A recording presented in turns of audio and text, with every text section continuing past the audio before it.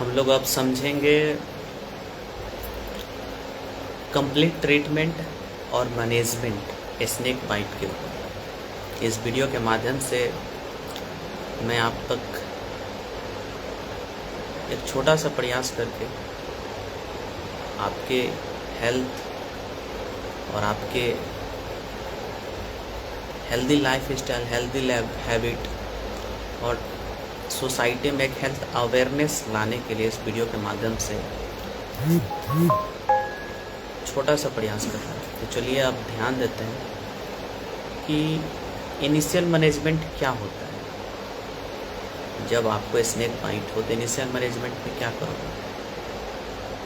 तो सबसे पहले हमें ABC 3 चीज़ पर ध्यान देना है। पहले एयरवे देखेंगे पेशेंट का, अगर उसके स्नेक बाइट हुआ है तो। दूसरा ब्रीथिंग, कहीं ब्रीथिंग डिफ़िकल्टी हो रहा है तो वो सही करना है। तीसरा सर्कुलेशन। तो ABC मैनेजमेंट हमें करना है इनिशियल मैनेजमेंट में। मतलब A इंडिकेट करता है airway, B breathing, C circulation. हमें इन तीनों पर काम करना है। पहले क्या करेंगे? Check airway patency. फिर दूसरी में मॉनिटर ऑक्सीजन सैचुरेशन देखेंगे, उसकी कितना ऑक्सीजन सैचुरेशन है। साथ में पल्स और ब्लड प्रेशर को भी एसेस करेंगे।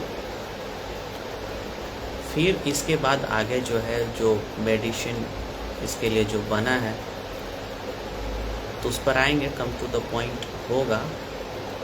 लेकिन इस्टेब्लिश IV एसेस इमीडिएटली।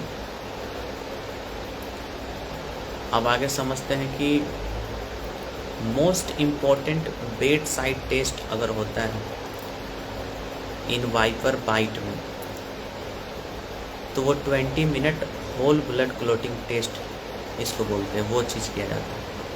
मतलब इसमें क्या करते हैं कि take fresh venous blood, put it in a clean dry glass tube और वेट करते हैं 20 मिनट के लिए। If blood does not clot, मतलब एबनॉर्मल टेस्ट, कोगुलोपैथी। तो ये हमें ध्यान देना है। मतलब इसमें 20 minute whole blood clotting test करते हैं, क्योंकि बहुत ऐसे स्नेक होते हैं जो वास्कुलोटॉक्सिक होते हैं। बहुत सारे स्नेक हैं जो हमारे न्यूरोटॉक्सिक हैं, जो हमारे बॉडी पैरालिसिस हो जाता है बॉडी में। कुछ ऐसे हैं जो हमारे ब्लड में से बहुत ज़्यादा ब्लीडिंग होने लगता है।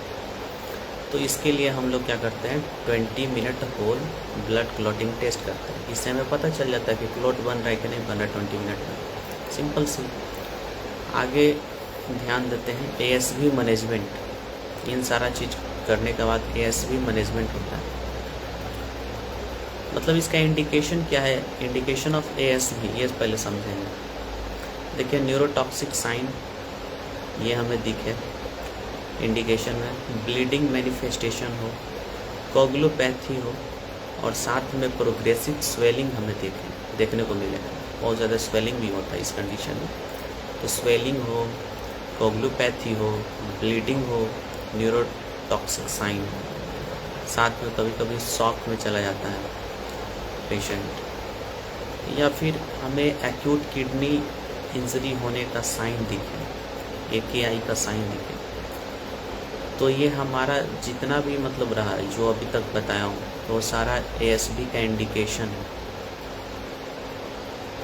और आप बात करते हैं कि when ASV is not administer, मतलब हम ये सारा देंगे तो हमें दिख गया इसका इंडिकेशन।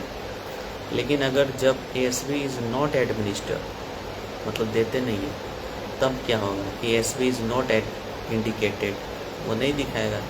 तो हमें जो है ड्राई बाइट हो सकता है, एंजाइटी वाले सिम्टम्स भी हो सकते हैं, या फिर माइल्ड लोकल स्वेलिंग भी हो सकता है। तो ये सारा चीज़ हमें देखने को मिलेगा। अब आगे समझते हैं हम लोग कि ASV should never be injected local. कभी भी लोकली नहीं दिया जाता है ASV को। It is always given through IV route. हमेशा IV रूट से ही जाता है। आगे समझते हैं। ASB रिएक्शन मैनेजमेंट, कभी कभी ASB रिएक्शन भी कर जाता है, तो इसके सिम्टम्स जो होंगे वो समझिए। इचिंग होगा, साथ में वीजिंग होगा, हाइपोटेंशन, BP पूरा लो हो जाएगा, एनाफिलैक्सिस होगा। ये सारा सिम्टम्स इंक्लूड होते हैं ASB रिएक्शन।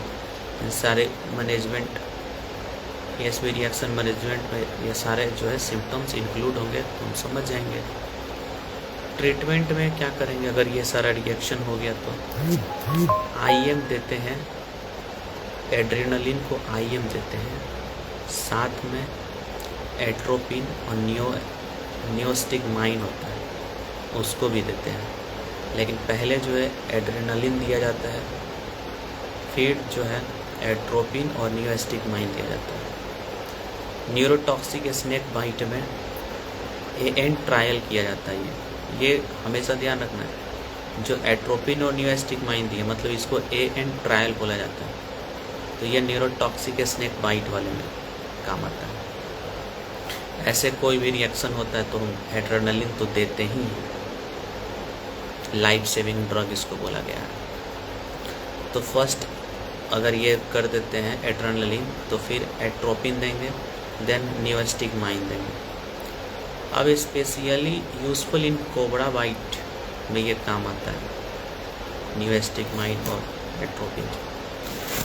अब हमें देखना है कि भाई ये दवा तो दे रहे हैं तो क्या कुछ इम्प्रूवमेंट हो रहा है या नहीं हो रहा है। तो इम्प्रूवमेंट इज सीन एज, अब देखिए इम्प्रूवमेंट क्या दिखेगा, तो बेटर पटोसिस। फर्स्ट हमारा जो पार्ट वाले वीडियो रहा इससे पहले वाले में, उसमें बात कहते हैं, ये सारा बेसिक चीज़ बताते हैं। तो पटोसिस जो होगा बेटर हो जाएगा, साथ में ब्रीथिंग इम्प्रूव हो जाएंगे। ये दो चीज़ दिख रहा है, इसका मतलब कि इम्प्रूवमेंट हो रहा है। आगे समझते हैं रेस्पिरेटरी सपोर्ट। अगर मान लीजिए फिर भी सपोर्ट चाहिए, सांस लेने में नहीं बन रहा है, तो सांस लेने के लिए जो है हम रेस्पिरेटरी सपोर्ट करवाएंगे, क्योंकि पेशेंट को रेस्पिरेटरी पैरालिसिस हो जाता है। तो ये एक बहुत बड़ा कॉम्प्लिकेशन होता है स्नेक बाइट में। तो हम लोग क्या करते हैं कि पेशेंट को ज़रूरी पड़ता है, पेशेंट में require ambu bag ventilation, mechanical ventilation, कोई भी, तो जो भी मतलब हमारे पास होगा तो हम उस तरह के रेस्पिरेटरी सपोर्ट करेंगे। और आगे समझते हैं कि रेस्पिरेटरी सपोर्ट जो है can save life even before ASB acts complete. अब समझिए ये तो हमारा वीडियो रहा, इसमें हम लोग समझ लिए।